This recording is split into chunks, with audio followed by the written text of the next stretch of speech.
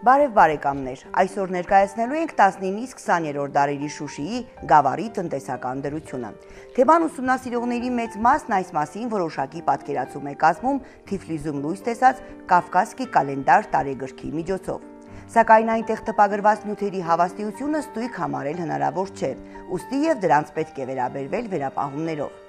Ակնհայտն այն է, որ Շուշիի գավառում բնակչությունն ունեցել է հետաքրքիր ու ուշագրավ կենցաղ։ Հիմնական զբաղմունքը երկրագործությունն է եղել։ Մարդիկ հողը մշակել են արորով, այդ ժամանակ գութանը եզակի գործիք էր։ Երկրագործության տարածված ճյուղերից էին բամբակի ու կարտոֆիլի մշակումը։ Հիմնական աշխատուժը տղամարդիկ էին, կանայք մեծամասամբ զբաղվում էին քախանով։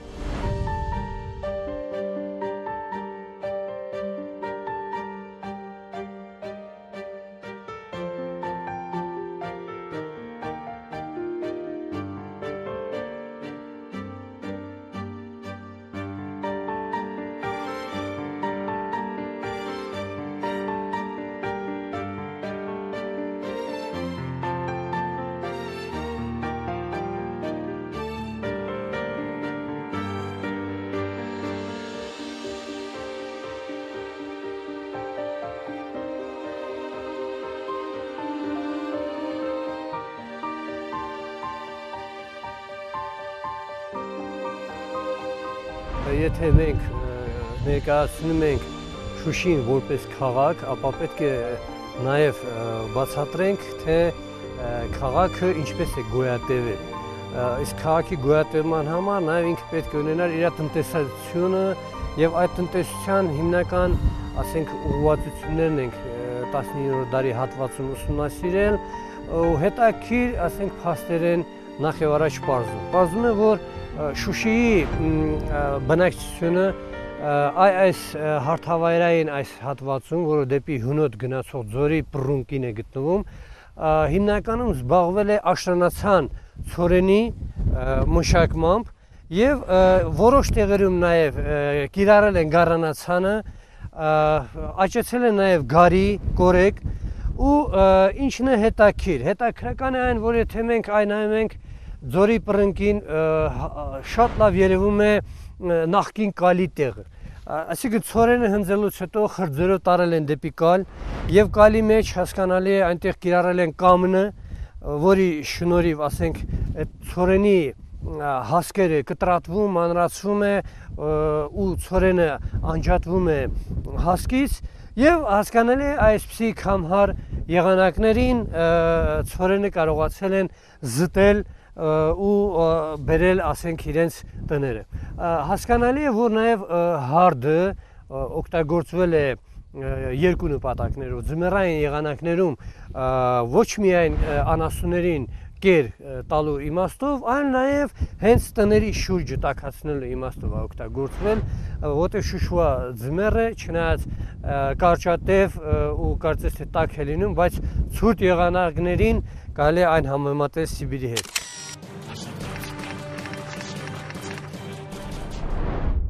Այստեղ ես մի քանի թվեր իմ ուսումնասիրությունները կարող եմ ցույց տալ։ 1886 թվականին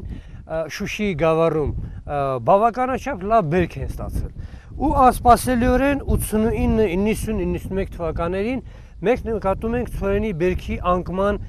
տեմպեր եւ ուսումնասիրություններից ինչ է պարզվել։ Պարզվել է, որ այդ տարիներին ոչ բերքատու տարիներ եղել, կարկուտի պատճառով գյուղացիները զգալի վնասներ են կրել ցանքսերում եւ կարելի է ասել, որ այդ տարիներին Շուշիի գավառը նաեւ քաղաքը իր վրա զգացել է սովի ազդեցությունը։ Եվ միայն արդեն սկսած 93, 94 եւ 1895 թվականին մենք նույնիսկ նկատում ենք բերքի զգալիորեն աճի տեմպեր։ Օրինակ պատկերացնենք, որ հացահատիկը այստեղ ցույց է տրված։ Շուշիի գավառը ստացել է ուրեմն 9000 կիլոգրամ ցորեն։ Եվ այս բոլորը, եթե մենք նայում ենք այսպիսի լեռնային փոքրիկ շրջանում այդքան ցորեն ստանալը, որպեսզի պատկերացնենք մեկ շնչի հաշվով, այդ ժամանակ ընկնում է, որ մեկ շնչին տարվա ընթացքում ընկել է 88 կիլոգրամ ցորեն։ Սա արդեն բավականին ցույց է տալիս պատկերացումը, թե ինչպիսի ապրուստ, ինչպիսի պահանջարկ է ունեցել բնակչությունը ցորենի նկատմամբ։ Պարզվում է, որ մինչև 1850-ական թվականները այս հնոտի գյուղացիները մինչև գյուղից տեղափոխվելը հենց այս հարթավայրային հատվածներում ցանել են ցորեն, որը տեղական բնույթի է եղել, տեղական հասկերը մեծ, այսօր իհարկե այդ ցորենի տեսակները վերացված է, երևի թե հենց դրանով է պայմանավորված, որ մենք այս տարածքներում իհարկե չենք տեսնում, որ բնակչությունը զբաղվի ցորենի մշակմամբ։ Տնտեսական կարևորագույն զբաղմունքը նաև եղել է կարտոֆիլի մշակումը, կարտոֆիլի փաստորեն ցորենից հետո եղել է Շուշի գավառի բնակչության երկրորդ հացը։ Սա էլի շատ կարևոր ուսումնասիրություն է, որպեսզի մենք պատկերացում կազմենք, որ արդեն այդ ժամանակաշրջանում քաղաքը ինչպիսի գյուղատնտեսական մթերքներով է ապահովել։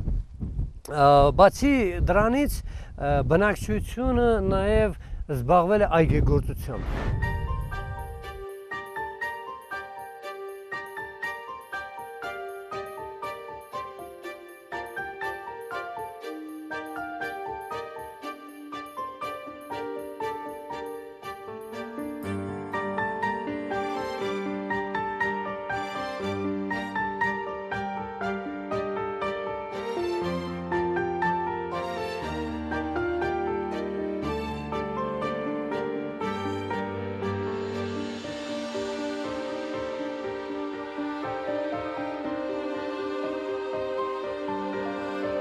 Շուշեցին ինչ է աճեցրել։ Աճեցրել է խնձոր, Շուշեցին աճեցրել է տանձ, մենք Շուշիի շուրջը անդադար ֆորնայում ենք, տեսնում ենք մեծ քանակությամբ ընկուզենիներ, թթենիներ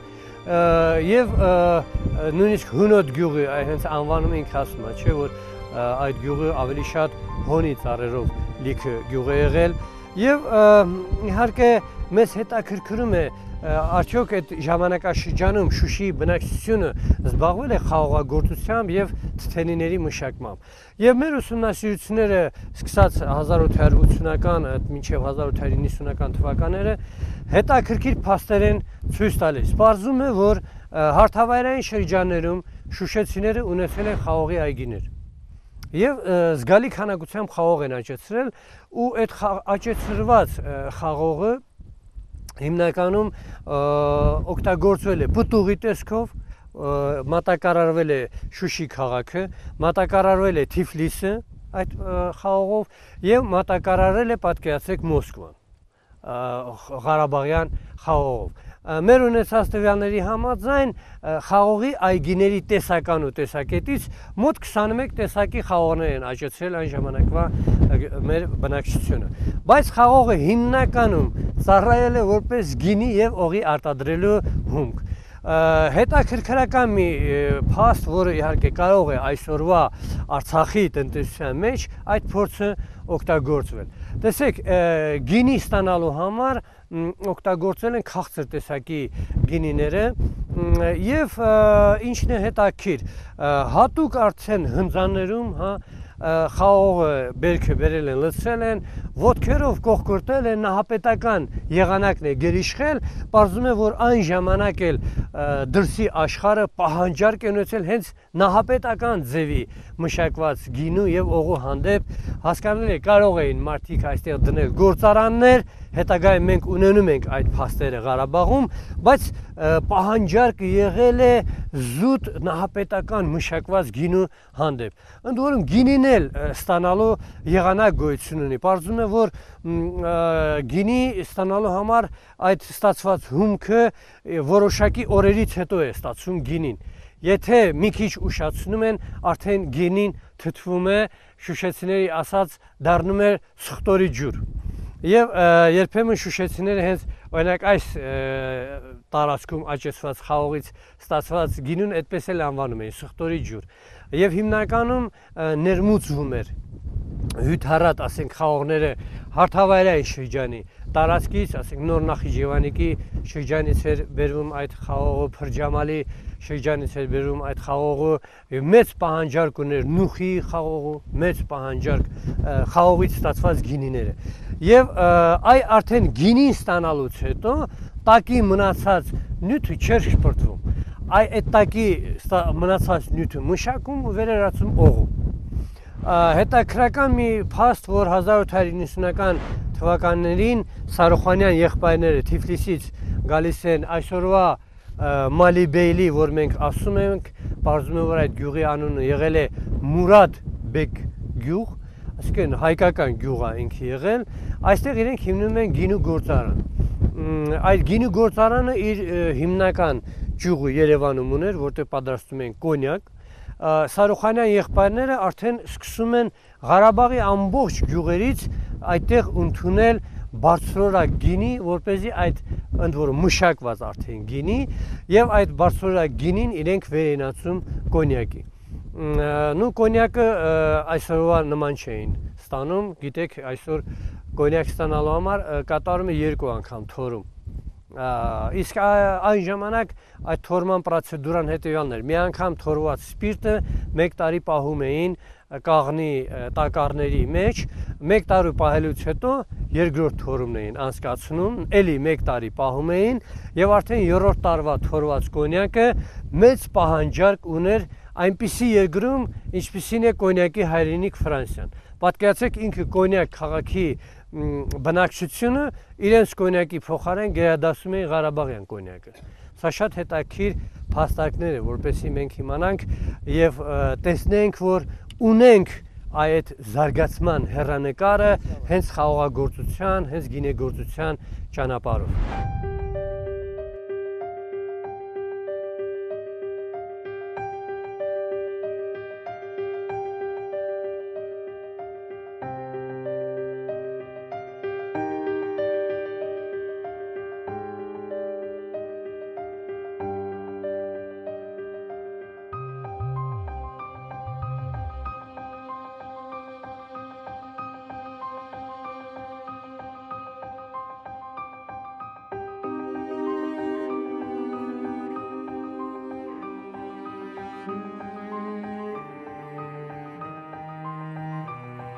Շուշեցիները նաև զբաղվել են շերամապահությամբ, որի համար իհարկե հենց օգտագործել են թթենու տերևները։ Ասեմ, որ Շուշիի տարածքում կային բոժոժի մշակման փոքրիկ գործարաններ եւ ավանդույթը շարունակվել է խորհրդային տարիներին, այս շենքի տարածքում եղել է Ղարմետաքս կոմբինատի մասնաճյուղը եւ այստեղ իհարկե մարդիկ զբաղվել են մետաքսի բոժոժի մշակմամբ, բայց եթե անդրադառնում ենք 19-րդ դարին, ապա ասեմ, որ բոժոժագործությունը ոչ թե 19-րդ դարի արվեստ է, այլ նաեւ շատ հնուց եկող արհեստ, որով ղարաբաղցիները հռչակված են եղել, մասնագետների ուսումնասիրության համաձայն 19-րդ դարում Շուշի գավառում հիմնականում մշակում էին իտալական դեղին բոժոժի տեսակը, որը շատ նուրբ թելեր է տալիս եւ զուր չէ, որ 80-ական թվականներին այստեղ են գալիս ֆրանսիացիները եւ խաբեությամբ կարելի ասել մեզնից վերցնում են այդ իտալական բոժոժի սերմը եւ տրամադրում են բոլորովին այլ տեսակ, որը հիվանդոտ ու թույլ տեսակ է եղել, փաստորեն դա մրցակցությունից ղարաբաղցիներին դուրս մղելու եղանակ է եւ այդ վատ իրենց գործով շուրջ 15 տարի փաստորեն Ղարաբաղում մետաքսագործությունը հետ է ընկել եւ միայն շուշեցի մեծահարուստների ջանքերի շնորհիվ Եվրոպայից էլի ձեռք են բերվել բավականին առողջ սերմեր եւ արդեն մենք 1895 թվականից ունենք տվյալներ, որ էլի բոժոժագործությունը մեծ չափերի է հասնում եւ Շուշիի մետաքսը սկսում է արդյունահանվել թե Ռուսաստան եւ թե եվրոպական երկրներ։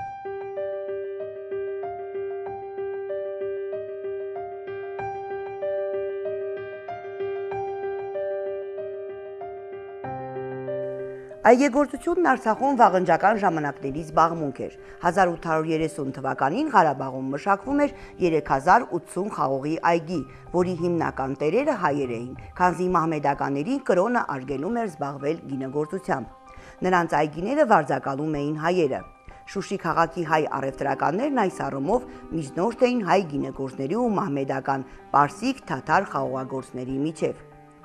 Այգեգործության շահավետության մասին կան թվային փաստեր։ Ղարաբաղի 1 թունկ, այսինքն փոքր դույլ գինին այդ ժամանակ արժեր 15 իսկ օղին 80 արծաթե կոպեկ։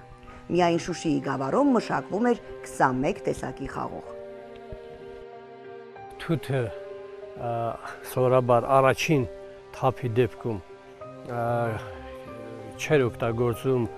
օղու համար, որտեղ քաղցրությունը մեջին քիչ էր, եւ հետաքրական մի բան եւս, որ Շուշիում հատուկ թութ թափողներ կային, որոնք զուտ դրա գծով մասնագիտացված են եւ վարձատրվում էին այդ թութը թափելու համար, ինչպես նաեւ կանանց հատուկ խումբ կար, շալ բռնող կանայք էին, դրանք ուրեմն որպես կանոն էլի վարձատրվում էին, ընդ որում վարձատրությունը օրենք, ասենք, կատարում էր սովորաբար փողով, որոշ դեպքերում արդեն որպես մթերքի տեսքով, կամ կարող է որպես, ասենք, դոշաբ, այդ դոշաբ ստանալ, կամ էլ պարզապես, ասենք, թթի որոշակի բաժին իր հետ վերցնել ու տանել երեխաների ընտանիքի կերակրման համար։ Նու թթենիները սովորաբար, ասենք, 10 տարի մեկ, 20 տարի մեկ ջահելացվում էին, որպեսզի դրանք չփչանան, եւ իհարկե այսօրվա այս թթենիների այգին համարյա 200 տարվա պատմություն ունեն եւ դրանք անդհատ, ասենք, նորացվում են ու այս այգին բացի տնտեսական նշանակությունից ամառվա այս եղանակներին երեկոյան կողմ օգտագործվել է նաև որպես երգիչների մրցույթի տեղ։ Երգիչները այստեղ մրցում էին, որպես կանոն հանդես էին գալիս պարսիկ եւ թաթար երգիչները, այդ համերգներին էլի թաթարներն էին հաճախում, իսկ հայերը մի քիչ խորամանկում էին, իրենք քաղաքի բարձր բլուրների վրա էին նստում ու երգը լսվում էր։ Այնքան, ասիկ ամֆիթատրոնի այդ էֆեկտը օգտագործում էին, որպեսզի տոմսը չվճարեն։ Սա շատ հետաքրքիր, ասենք, փաստեր է, որոնք մենք էլի կարդացել ենք նաև ադրբեջանական աղբյուրներում։ Բոլոր դեպքերում ասենք, որ այս թթենիների այգին մի վկայություն է այն մասին, որ Շուշիի տարածքում այսպիսի թթենիների այգի շատ է եղել։ Նաև շուշեցի, ասենք, Հարունյանները գիտենք, մեծահարուստներ, իրենք հսկայական թթենիների այգիներ են ունեցել Աղդամի տարածքում, այսօր էլ այդ թթենիների որոշակի շերտ մնում է, բայց այդ Աղդամի տարածքում մշակվող թթենիները հիմնականում աճեցում էր որպես զուտ մետաքս ստանալու համար նախատեսող թթեններ, որտեղ, ասենք, բերքատու թթենու տերևը այնքան էլ նպաստավոր չէ բոժոժի կերակրման համար։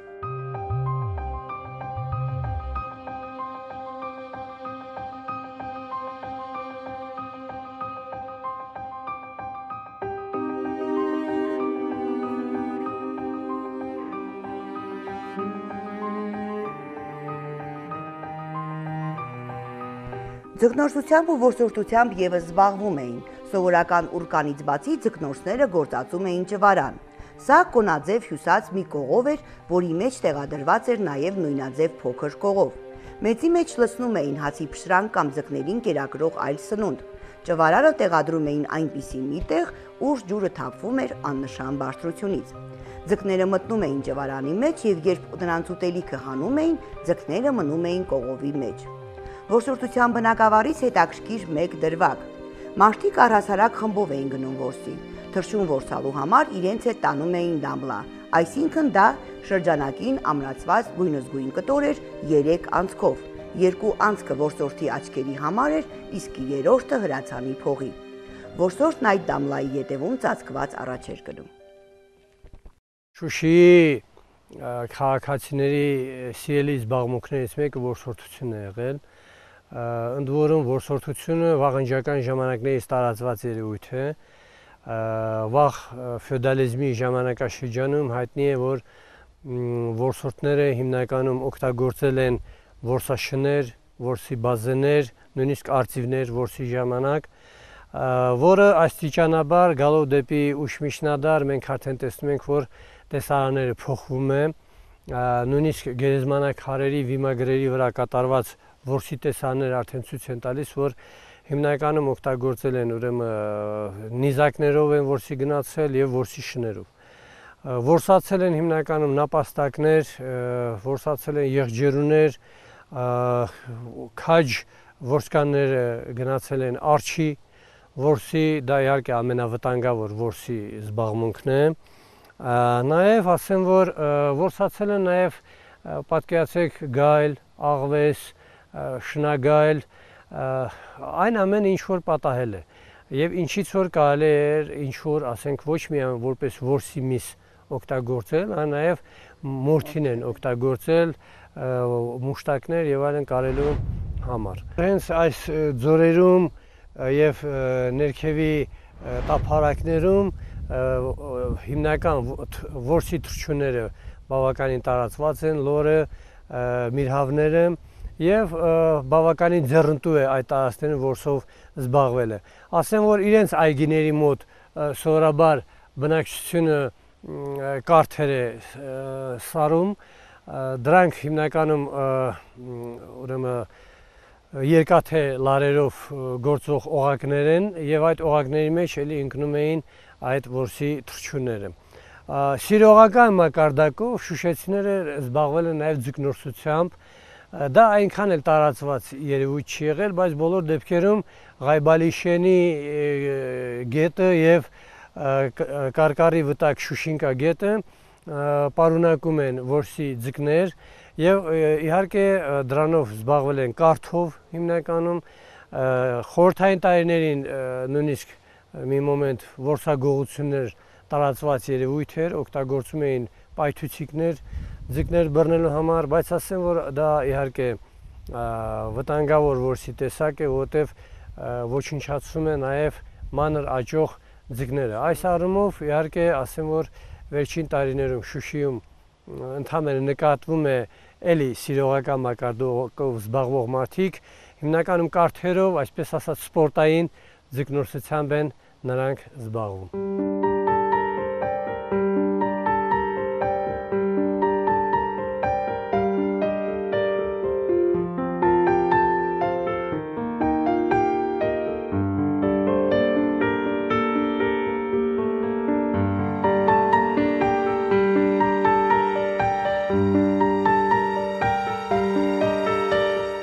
Մենք ձեզ հետ միասին գտնում ենք այսպես կոչված Ռաստե բազարի հատվածում, որը Շուշիի շուկաների մեջ կարելի ասել մասնագիտացած շուկաների կազմի մեջ է մտնում։ Այն մյուս շուկաներից տարբերում է նրանով, որ փաստորեն վերևի հարկերում ունեցել է իջևանատներ այստեղ եկած առևտրականների համար եւ առևտրականները իհարկե խնդրեմ չեն ունեցել մի քանի օր Շուշիում մնալու առումով եւ այս շուկա ամեն ինչ բերվել է տարբեր շրջաններից ու խորհրդային տարիներին այս շուկան շարունակել է իր ավանդույթները, բավականաչափ հզոր շուկա է եղել եւ ավելացվել է այսպես կոչված փակ շուկան։ Հենց քիչ առաջ շուկայի տարածքում մենք փաստորեն շրջելու ժամանակ գտանք այս կշռաքարը որպես վկայություն այն բանի, որ այստեղ իհարկե առևտուրը կատարվել է փոքրիկ այս կշռաքարերով։ Այս տարածքը, որտեղ մենք ձեզ հետ միասին գտնվում ենք, 19-րդ դարի հանրահայտ շուկաներից մեկն է եղել, որին շուշեցի հայերը անվանել են Քաշկի բազար, որը պարսիկները թարգմանել են որպես Շեյթան բազար, այսինքն սատանայի շուկա։ Այդ անվանումը տրվել է նրա համար, որ այստեղ մտնող առևտրականը հաստատակամորեն գնորդին կարողանում էր խաբել ամեն ձևով։ Այս առումով միակ բանը, որ ասեմ այս շուկայի համար հետաքրքրականը դա նա է, որ ցանկացած մարդուն հուզող ապրանք կարելի էր գտնել այս շուկայում։ Եվ միակ մտավախությունը մարդու այն էր, որ իրեն անպայման կամ կիլոգրամի մեջ են խաբելու կամ դրամի մեջ են խաբելու։ Այսօրվա իրավիճակով տեսնում ենք այս տարածքում արդեն աճում են առևտրի սրահներ, որը նշանակում է հին ավանդույթների շարունակության փորձ եւ կարծում եմ քաղաք-գյուղ կապի վերանորոգման հիմնական տրադիցիաներից մեկն է։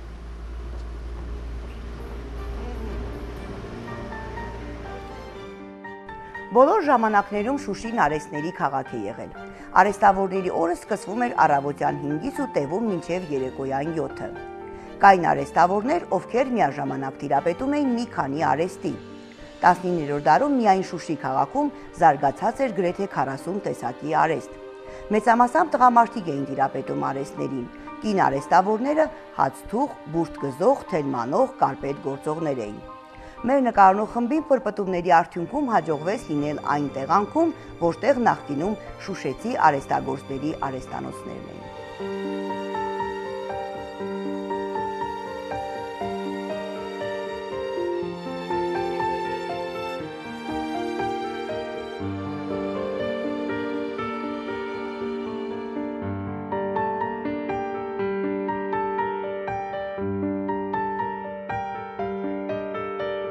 Իմ պապերը ծնողներս այստեղ են ծնվել,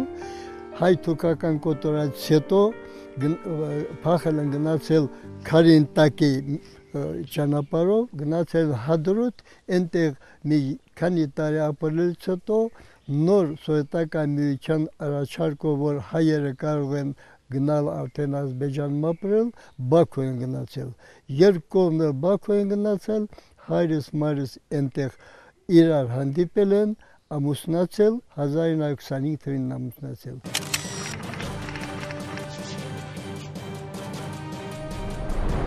Եվ ծնվել եմ ես հենց այդտեղ Բաքու, քույրս ես, եւ 1930 թվականին իմ հայրս ասաց, որ իմ ծննդավայրս ես բաց չեմ թողնի, այստեղ չեմ ապրի։ Եվ երեխաները վերցնում է անմիջապես գալիս այստեղ, հայրս մայրս ունենում են 9 երեխա, 7 տղա, 2 աղջիկ։ Եվ բոլորին էլ բացի ուսման տալուց բացի տղաներին հայրս թիթեղագործ է եղել ինքը։ Իրենց ինչքան մեծացել ենք, այնքան են 7 եղբայրացել եւ ուսումն են ստացել եւ միևնույն ժամանակ իրեն թիթեղագործությունը ինքը սովորեցրել, ասել որ հայը պիտի արհեստ իմանա։ Հայրս որպես այս քաղաքի առաջնակարգ թիթեղագործն է եղել եւ մնացած արհեստավորները, ատատագործը, մյուս բանը բոլորը հայկական հայեր են եղել։ Պապիկս ինքը կոշկակար է եղել, կանացի կոշիկներ էր կարում եւ նա այս քաղաքը այն ժամանակվա առաջնակարգ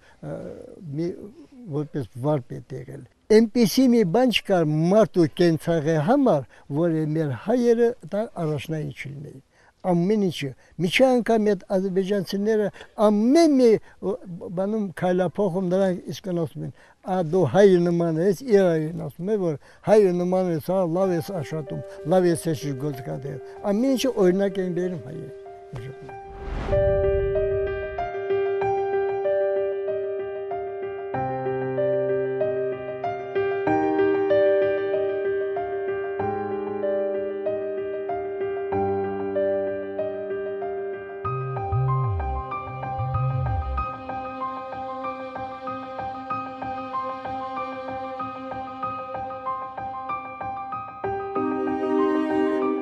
Մեր թիկունքում գտնվում են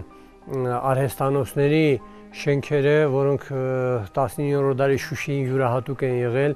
այսպիսի արհեստանոցներ բավականաչափ կարելի է հանդիպել տարբեր թաղամասերում եւ ամեն մի արհեստանոցներում հասկանալի է տեղավորված են եղել տարբեր արհեստների վարպետներ, որոնք սպասարկել են տեղի բնակչությանը։ Լինելով Երևանում Եղիշե Չարենցի անվան արվեստի ու գրականության թանգարանում, ֆոնդերում Արցախի անցյալին, առանձին անհատներին վերաբերող փաստերի ակնատեսը եղանք։ Շուշիի անցյալը բնորոշող հին լուսանկարներ ևս կան թանգարանում։ Տնօրինությունն այն մեծ սիրով մեզ ներկայացրեց։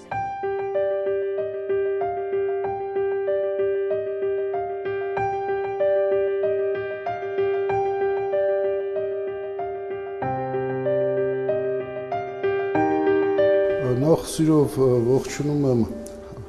Արցախի հեռուստատեսության մեր գործընկերներին, այս համագործակցությանը մենք վաղուց էինք սպասում, ինչ վերաբերում է թանգարանին, Չարենցի անվան գրականության եւ արվեստի թանգարանին, ասեմ, որ սա բացառիկ եզակի հաստատություն է ոչ միայն Հայաստանի, Արցախի, այլև ամբողջ տարածաշրջանի համար։ Թանգարանի հիմնական մասը, կարելի ասել 60-70%-ը արխիվային բնույթի է, 4 ֆոնդերում գրականության, կերպարվեստի, կինոարվեստի, երաժշտարվեստի պահպանվում են այդ նշածս ոլորտների խոշոր գործիչների արխիվները, նրանց վերաբերող նյութեր, նաև գրական արվեստի այլև այլ ուղղություններ, դպրոցներ ներկայացնող նյութեր։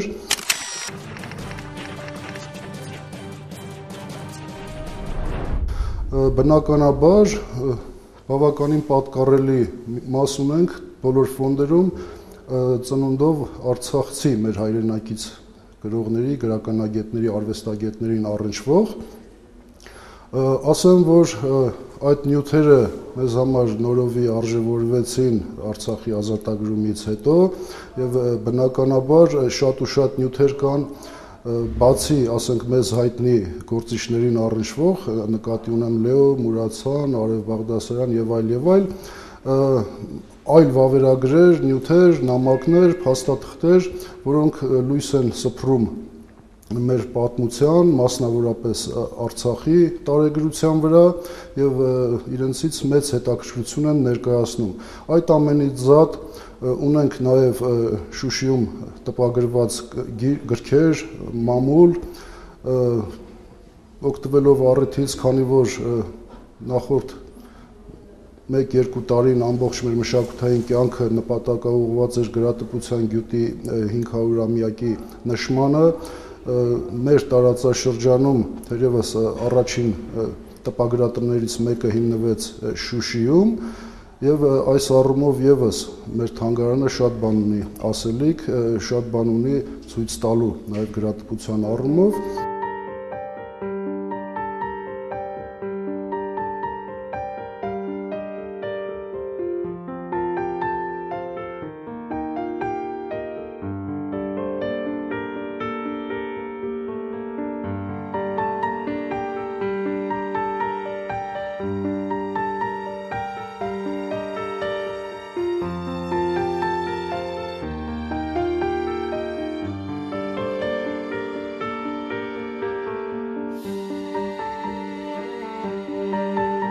Պատիկս պատմեր, որ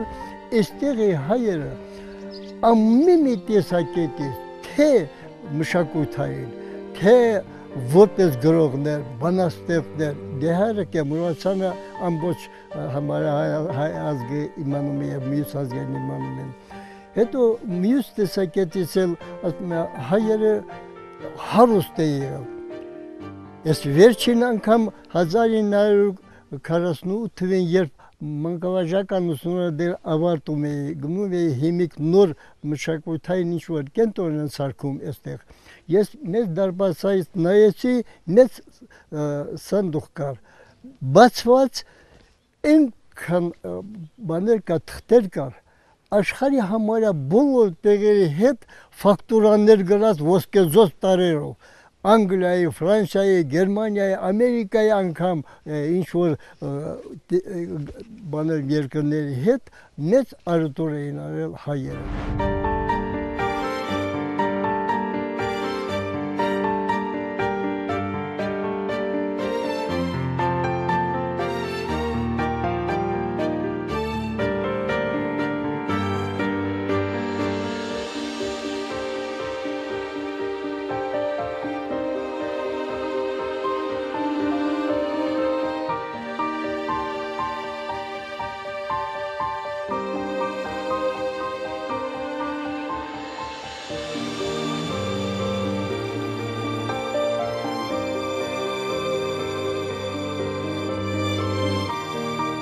իմ հայրս, ես ասեցի թիթեղագոզը, չէ, այս քաղաքի ներքևում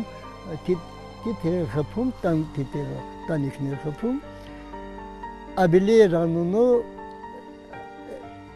կինը հայ էր, ինքը կարծես թե բանակում ինչ-որ չիմնացու եղել, կարծես հիմար էին ասում, բայց նա եկավ, կարմած հորը սպասում էի, թե ներսեց քիրվա, դու կարուցեք, հայերը կարուցեք, մենք հանդելու ենք։ Անգամ նա, են որ ասում եք, մի քիչ իբրև թե գլխից խարաբ է վարը, նա այդ խոսք ասեց, և մի շայինիկ ես չեմ մրանում։ Մարդ կասան, տեսեք, նա այդ շարքայինը ինչ է ասում, դու կարուցեք, մենք էլի հանդելու ենք, ուրեմն ուզում է ասել, որ ինչպես քանդել ենք, այնպես էլ մի քանդել ենք, դու կարուցեք։ Ես այնտեղ որպես շրջկոմիտեի քարտուղար կանչում էր առաջին քարտուղարը Մահարամով, թամա վերջապես դու քարտուղարից թե ինչ ես, ասում ինչ է պատահել։ Ասում այնքան Հայաստանից որ գալիս են, ինչ ես նրանց ասում որ մեր հայերն են վարել տարել։ Ասեմ ինքեր Մահարամով, ինչքան որ իմ պատիկը, իմ ծնողներս այս տեղեցունումն են, նրանք այդպես չեն պատմել, որ ես էլ իրենց այդպես ասեմ։ Սա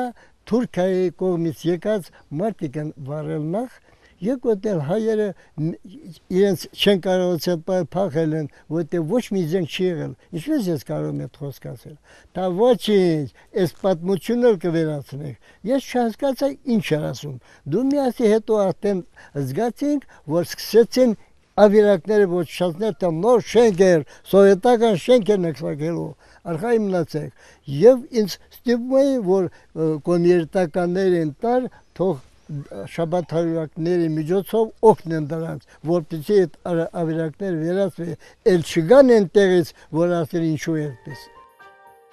Շուշին եւ որպես քաղաք եւ գավառի առումով միշտ է զարմանահրաշ է եղել իր բոլոր պաշարներով։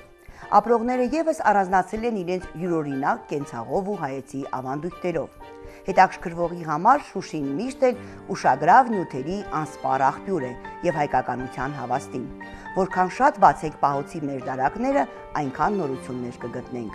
Այս առումով խոստանում ենք չզլանալ։ Այսօր այսքանը։ Սպասեք մեզ եթերում սեպտեմբերի։